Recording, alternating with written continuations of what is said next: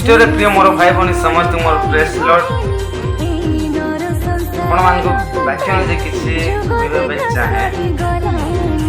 ଆମେ ଦେଖିବା ମାର୍କ 1 ପର୍ବର 15 ପଦରେ ଦେଖିବା।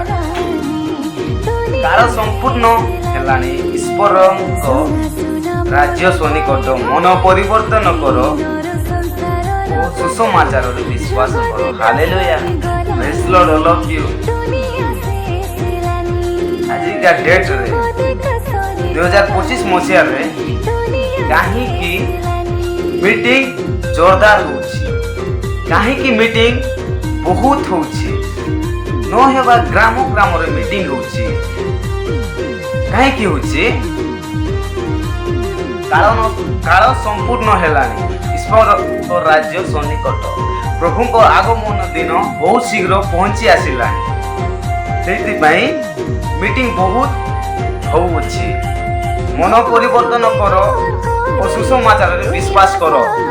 ମିଟିଂ ଯାଅ, ଆଉ ନାଇଁ କି ମନ ପରିବର୍ତ୍ତନ କର, ତାହେଲେ ସ୍ୱର୍ଗରେ ଆପଣମାନଙ୍କୁ ସ୍ଥାନ ମିଳିପାରିବ। ନହେଲେ ପ୍ରଭୁ ଯୀଶୁ ଖ୍ରୀଷ୍ଟ ନରକରେ ଫୋପାଡ଼ି ଦେବେ। ଆଜିକାଲି ମିଟିଂ ଯାଉଛନ୍ତି ପୁଅ ଝିଅମାନେ, ଖାସ କରି ଟୋକି ଚକର, ପୁଅ ଚକରରେ ବି ମିଟିଂ ଯାଆନ୍ତି। ଅନେକ ତାଙ୍କର ନାଇକି ଲକ୍ଷ୍ୟ ଥାଏ ମିଟିଂରେ ଯିବା।